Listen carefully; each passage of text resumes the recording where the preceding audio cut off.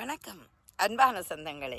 ஒரு மாலை பொழுது நல்ல சூரிய ஒளியின் பிரகாசத்துடன் உங்களை நறுக்கென்று 4 வார்த்தையில் சந்திக்கின்றேன். என்ன விடயத்தை பேசி கொள்ள வேண்டாம். இந்த காலம்தான் வசந்தம். அதாவது ஒவ்வொரு மனித வாழ்க்கையிலுமே வசந்தம் என்பது மகிழ்ச்சிக்குரிய காலமாக இருக்கின்றது. அந்த மகிழ்ச்சியை எப்படி நாங்கள் பார்க்குறோம்டா எல்லா விடயங்களிலும். இப்போ பிள்ளைகள் பிறந்தால் மகிழ்ச்சி, அவர்கள் பாடசாலைக்கு போனால் மகிழ்ச்சி, அவர்களுக்கு திருமணம் நடந்தால் மகிழ்ச்சி, இப்படி எல்லா விதத்திலுமே அந்த மகிழ்ச்சியை அனுபவிக்கிறவர்கள் நாங்கள். அந்த காலம் என்பது மிகவும் முக்கியமான ஒன்று. அந்தந்த கால பகுதியில் நாங்கள் அதை செய்த வேணும். சொல்லுவார்கள் பருவத்தை பயிர் செய். அப்போ குழந்தை பருவத்தை ரசித்து வளர்க்க வேண்டியது ஒவ்வொரு பெற்றோரின் கடமை. அதாவது இந்த குழந்தையின் குறும்புத்தனங்களை ரசிக்காதவர்களே இல்லை. பிஞ்சு மலர்களின் ஜாலினிது குழலினிது மழலை சொல் கேளாதவர்கள். அந்த குழலை அவர்களுடைய சத்தங்களை கேட்கும்போது கூட வீட்டில் ஒரு மகிழ்ச்சி இருப்பது உண்மை. அந்த வகையில் இந்த காலங்களும் உங்களுக்காகத்தான் காத்திருக்கிறது. நாங்கள் எப்படி பார்க்குறோம்னா, எனக்காக பூத்திருக்கிறதா என்று ரோஜா என்று நினைக்கிறோம். எங்களுக்காகவே சில கடமைகளும் இருக்கின்றன. அதே நேரம் எங்களுக்காகவே சில விடயங்களும் காத்திருக்கும். அது குடும்பத்தில் சரி, சமுதாயத்தில் சரி, நட்புகளில் சரி.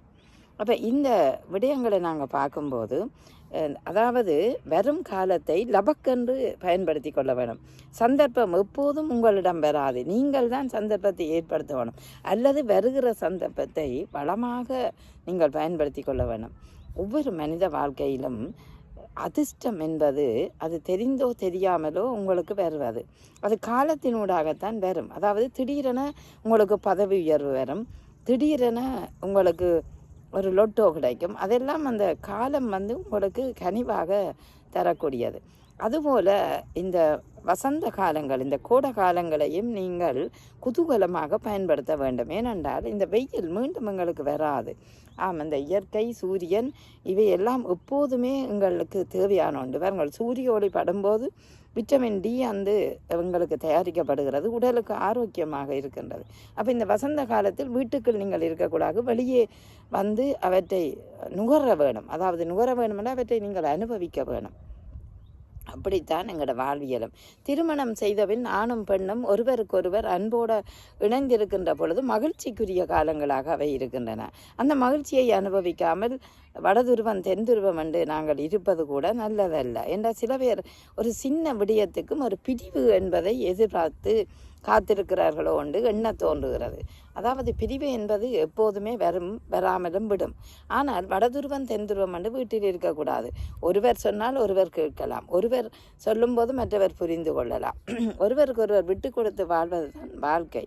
அவை இந்த இணைந்த வாழ்க்கை, இல்லற வாழ்க்கை, குழந்தைகளோட ஒரு பல்கலைக்கழகம் மாதிரி அமைய வேண்டும். ஏன்னா நல்லதொரு குடும்பம் பல்கலைக்கழகம் என்று சொல்வார்கள். அப்படியான ஒரு வாழ்க்கை எங்களுக்குள்ள இருக்க வேண்டும். அப்போ அதுக்கு காலம் கனிவாக பெற வேண்டும். அந்த கனிவான காலத்தில் தான் மகிழ்ச்சியான விடயங்கள் நடைபெறும். இப்போ உதாரணமாக ஒரு மரத்தை பாருங்கள், அது பூத்து காய்த்து பழத்தை உருவாக்குகிறது. அது எப்படி அந்த பழத்தை உருவாக்குகிறது? அந்த காலம் பெற, வசந்த காலம் பெற, கோடை காலம் பெற இனிய பழங்கள் எங்களுக்கு கிடைக்கின்றன. அந்த பூக்கள் மகிழ்ச்சியாக மரங்களில் பூத்து அவை காயாகி கனியாகி எங்கள் கையில் கிடைக்கின்றன. அப்போ அது ஒரு காலம். அதுபோல் நீங்களும் காலங்களை தவற விடாதீர்கள். காலங்களை தவறி விட்டவர்கள் போன பஸ்ஸுக்கு கைகாட்டியது போல் இருக்கும். ஒருபோதுமே நாங்கள் காலங்களை தவற விடக்கூடாது. வரும் காலத்தை வளமாக பயன்படுத்தி கொள்ள வேண்டும்.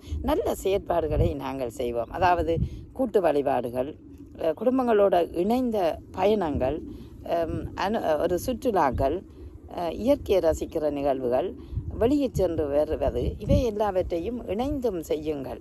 தனிப்பட்ட முறை செய்வதை விட இணைந்து செய்வதில் சால சிறப்பிற்கு மகிழ்ச்சி இரட்டிப்பு மடங்காக இருக்கும். ஆகவே அதாவது காலங்களை இனிதாக பயன்படுத்தி கொள்ள வேண்டும். ஏனென்றால் 2025 மீண்டும் வராது. 2024 மீண்டும் வருமா? இல்லை.